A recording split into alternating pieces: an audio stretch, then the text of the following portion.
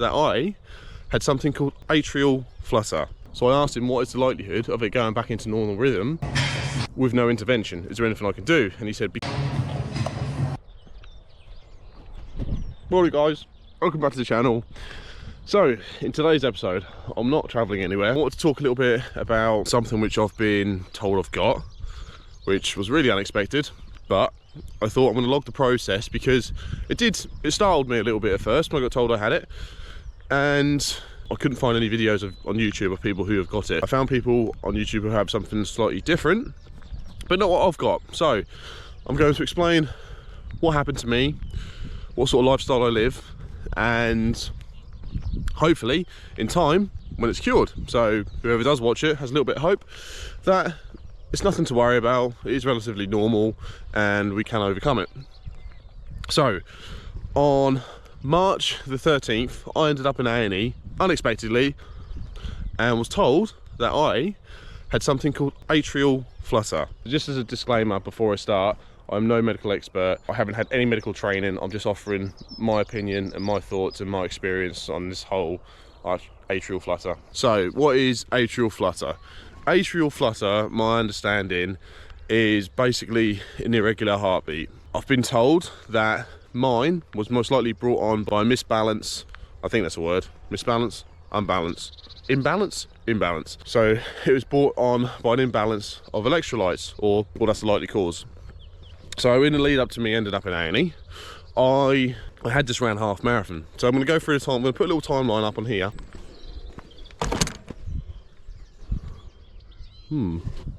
Obviously I can't go through there. Anyway, so I was really surprised to hear that I had atrial flutter, because as far as I'm concerned, I'm quite fit and healthy, fairly fit and healthy. I make a real big effort to stay fit, to eat well, look after my diet, mainly because to ensure that I have a good quality of life and, you know, to give me the best chances of longevity, basically. Oh my God, why has everywhere got locks on? All I want to do is go for a walk. Anyway, I work out probably 4 times a week. I've been doing loads of cardio last year, 2024, up until I went away to Thailand and Vietnam in December. I had done a high rocks last year in September up in Manchester. Got a good time of 1 hour and 14. No, it wasn't, it was 1 hour 12, which gives you an idea of my kind of current body state. I then went away in December, so I was away traveling the whole month. I had carried on training whilst I was away, but I wasn't doing a lot of cardio. It was mainly just strength training. When I came back, because I'd put on a little bit of weight, I put on about 4 kilos, I decided that I was going to bulk up a little bit and put some more weight on, cut down on the cardio, cut down on the CrossFit, and just do strength training because I wanted to get some more size. So I hadn't done a lot of cardio up until I'd been given my diagnosis. However, last year I decided to book and do a half marathon. Before the half marathon, I also had another high rocks booked. So on the 22nd of February 2025, I went and done high rocks in Vienna. Now this time around, bearing in mind I hadn't done much cardio at all, I got a time of 1 hour and 14 minutes 45 seconds. After that, on the 11th of March, I went and done the Cambridge half marathon. Now, as I said, I'd probably run about 3 times since November. Been running for the last 5 years up until then, and you know, some evenings I wouldn't think twice about going and run 10k, even more, at a pace of probably anywhere between 4 minute 2 seconds and 4 minute 30 seconds per kilometre, and I could maintain that for, you know, up to 8 or 10k. So I was a reasonable runner. Because of that mentality, I thought, yeah, I'll go do the half marathon without training, no problem. So I went and done that, no problem at all. Had some really achy legs, didn't feel as though it was really hard. So that was on a Sunday. On the Tuesday, I went and done a heavy gym session. At this point in March, I'd actually put on 10 kilos. So I'd gone up from 74 kilos at the end of November up to 84 kilos in March, which is what I ran the half marathon in and what I'd done the high rocks in. So on the following Tuesday, which was the 11th of March, I went and done my standard gym session, which was a chest session push in traditional Dorian Yates style, where I go to absolute all-out failure and I literally feel like I'm shaking at the end of the workout. On the Thursday, I went to go pick a friend up from Stansted to pick them up. There was a little bit of a standstill and I felt myself getting a little bit stressed because I was going to be late to the airport and I knew that what time they were landing. I noticed my heart, it felt like it was racing quite a lot. I just put it down to having too much caffeine. To keep me awake for the long journey, I also had a large coffee and I had a pre-workout because I thought it was going to keep me awake for the journey, bearing in mind that I'd been at work all of that day. Picked them up, lo and behold, got down onto the M3 and the timing chain went on my car, which means engine is kaput. That was also quite stressful. Now, I don't know whether it was the stress or what it was, but I kept noticing, it was Saturday morning by the time I got home, that my heart felt like it was racing. It felt like I'd been for a gentle jog the entire time, even though I was just sat there in the car. Again, just put it down to stress and too much caffeine. On a Monday, I tried to do a quick HIIT workout in the garden. Now, a quick HIIT workout for me would probably be 20 minutes, maybe 5 rounds of 15 push-ups, 20 sit-ups, 50 single unders on the skipping rope, maybe some shoulder press with 10 kilo dumbbells, just like a quick high-intensity workout. But when I went to go do that, after about 5 minutes, bearing in mind I'd normally do like an hour CrossFit class, no problem. It wouldn't, you know, I'd be able to go through all the rounds, no bother at all. When I went to go do this in the garden, after 5 minutes, I felt myself going dizzy. It felt like my heart was racing through my chest, and I thought, I can't carry on. Now, this is really unlike me. As I say, I just ran a half marathon in Cambridge, no bother. So I went and lay down on the floor, did some slow breathing, tried to let my heart rate slow down. I thought, yeah, this feels a little bit weird. So this was all, spider on my hat there, look. So this was all on the 17th of March. And what I decided to do, instead of going to see my friend that Monday night, I took myself straight up to the doctor's just in the hope that I could see a doctor, because I was quite worried about it. Couldn't see a doctor, there was nobody available. However, the receptionist, who was quite helpful, she suggested I went and took my blood pressure on the machine, because she said it sounds like I could have low blood pressure. I never really go to the doctors, probably been once in the last 8 years. Took my blood pressure, that was fine, but she said, you know, if you're concerned about it, I'd go up to A&E just to be safe. Decided not to go up to A&E on the Monday because I thought, well, maybe I'm just being a drama queen. Let's just play it out and see, you know, give it a few more days and see what happens. So at this point, it had been 4 days since I first noticed it, and also 8 days after the half marathon. The following day, Tuesday, I thought I'm gonna try and do a CrossFit workout. So I took myself up to the CrossFit class, and this particular workout included these exercises. I managed to get through it, and if I remember rightly, I was very out of breath. My heart felt like it was pumping out my chest. However, when I first started to go dizzy, I carried on. Weirdly, it was almost like I kind of powered through it, which in the events which follows, I couldn't do it. It felt like it got worse. That was on the Tuesday, and it was also affecting me at work. So on the 20th of March, which was 17th, 18th, 19th, a week and a half after the marathon. Oh, look at this, look, it's beautiful. On 20th of March, we had a bit of a push on at work, so pushing myself at work, I was just shoveling concrete, but every 20 minutes I found myself going really dizzy, really losing breath, and having to sit down, and it was taking me 15-20 minutes to recover each time. Anyway, at the end of the day, I realised I can't, something's not right, I need to get this fixed, especially when my colleague said that one of his friends had dropped dead of a heart attack a few weeks before. I rang the doctors, and she said she'd get a GP to bring me back. GP rang me back, and he was kind enough to invite me down to the doctors that evening, and he'd done an ECG. The ECG came back as an abnormal heartbeat, which I was really shocked about. I thought I was just going to go to the doctors, he was going to tell me I had a chest infection and my body was fighting it, hence the increased heartbeat. That's what I thought it was going to be. Wasn't expecting that, and he said, I'm going to need you to go up to A&E. So I went up to A&E, they got me straight in there, they'd done bloods, they took my bloods, and they also carried out another ECG. The ECG flagged up the same results, ECG being an echocardiogram, where they basically look at your heart rate. Here's a picture of my ECG. So they kept me in that evening, monitored me. One of the consultants came out and he said I needed to see a specialist.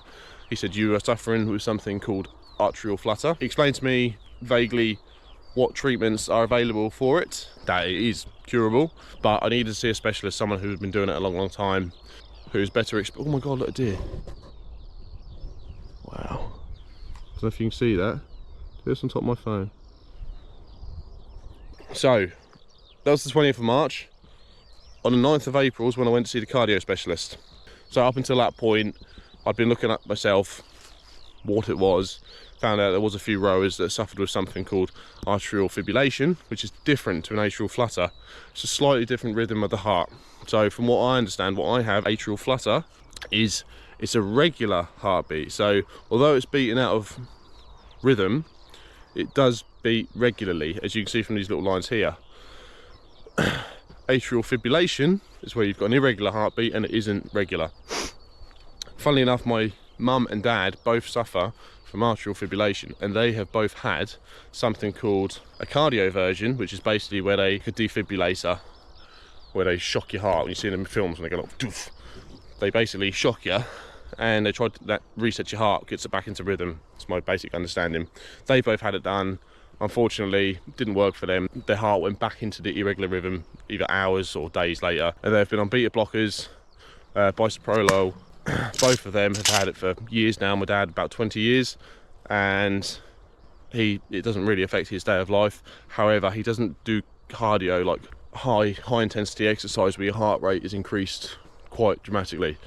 So I can't say whether or not it would affect him if he did, but nonetheless he has been living with it for about 20 years. So when I went to see the specialist, which was 3 weeks after, I had been training during this time. I learned that certain exercises I couldn't do, or if I did do them, it wouldn't put me in a great state.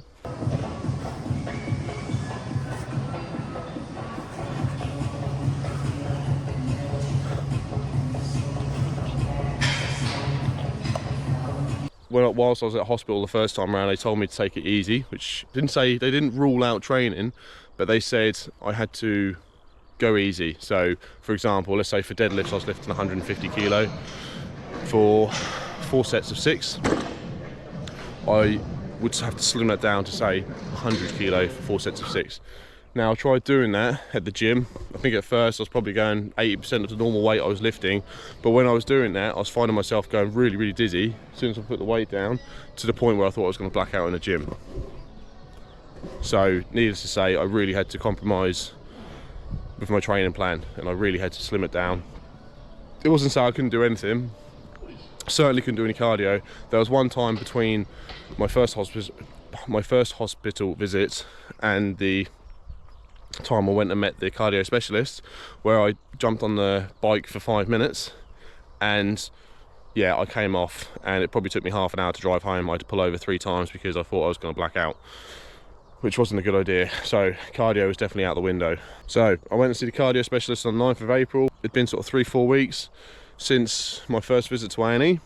He assured me that it is curable, and that it was very common in people who had just run marathons. Actually, I hadn't done a whole marathon, I'd done half marathon. However, I hadn't really trained for anything, so bearing in mind I hadn't really ran since November, it was probably quite a shock to my body to just run 24k on the bounce. Bear in mind I only run that distance once before anyway, without any training. So yeah, I had taken electrolytes that day. I've been supplementing for the last year, multivitamins, magnesium, creatine, protein, every day, really routinely, really good at taking it every day. However, as soon as I realised what I had, cut all of that out. And when I went and saw the specialist, he agreed that I should cut it all out until we get this fixed. He said, first of all, we're going to put you on beta blockers, which is basically a medication which slows the heartbeat. I believe it physically stops the heart from overbeating. So even if I tried to, really get my heart rate up, I don't think it would go up right now because I'm on these beta blockers, which are these things right here, bisoprolol. I'm only on 1.25 milligrams. If I can adjust my lifestyle, or if there is something which I can do naturally to cure myself, that's what I'm going to do. I'll always go for that option first. So I asked him, what is the likelihood of it going back into normal rhythm with no intervention? Is there anything I can do? And he said, because it had already been a month, it's unlikely that it's going to revert on its own. The normal course of action is to prescribe beta blockers, and he said, I asked, how long am I going to be on them for, because I don't want to be taking medication for the rest of my life.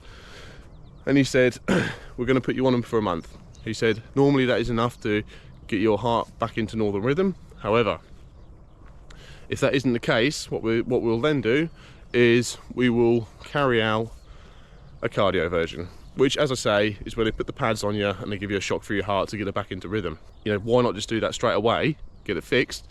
Because once they zap you, it's only half an hour recovery time. You're back on your feet, out the door. Obviously, everything has risks associated with it. So he said the reason why is because they'll always issue the medication first is because there are less risks involved. So for example, I believe once they do cardio version, what can happen is if you do have any blood clots, it can basically push them blood clots out of your heart and around your body, which then can lead to stroke, heart failure.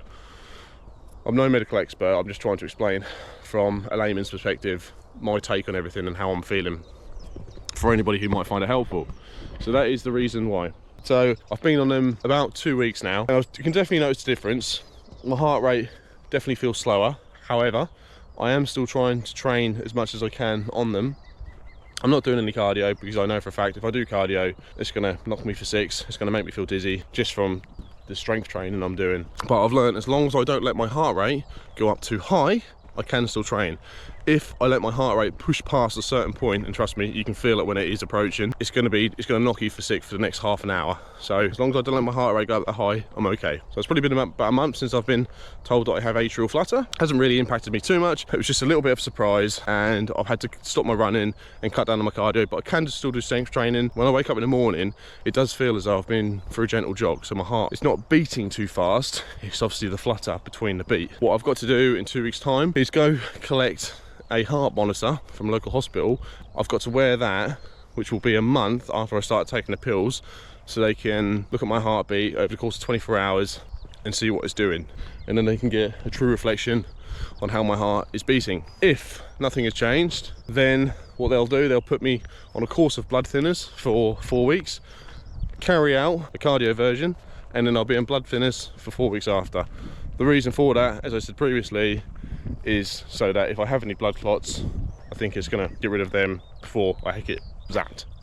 That is my understanding. So yeah, if you want to see how things turn out for me, stay tuned, don't forget to subscribe, and I'll do my best to explain how I'm feeling over the course of this. I do think, God, it's beautiful. I do think with social media as it is, we are all competing to push ourselves to our absolute limits and have that David Goggins mentality, whereby it doesn't matter if you're real, doesn't matter if you've got a broken leg, you're going to run this marathon, you're going to do it. So I think obviously pushing yourself to your absolute limit does come with its complications, and clearly me doing this has impacted my body. It's definitely been brought on by sort of intense exercises. I don't think it's hereditary, although as I say, mum and dad have got it. I'll let you know in a couple of weeks time how I got on with the heart rate monitor, and if that doesn't work, I'll let you know how I got on with the cardio version. I'll probably do a follow-up video in a year's time saying all is well, all is cured, I've just ran another half, still doing my CrossFit. Stay positive, it's not the end of the world, it is curable. I'll let you know how I get on. Cheers.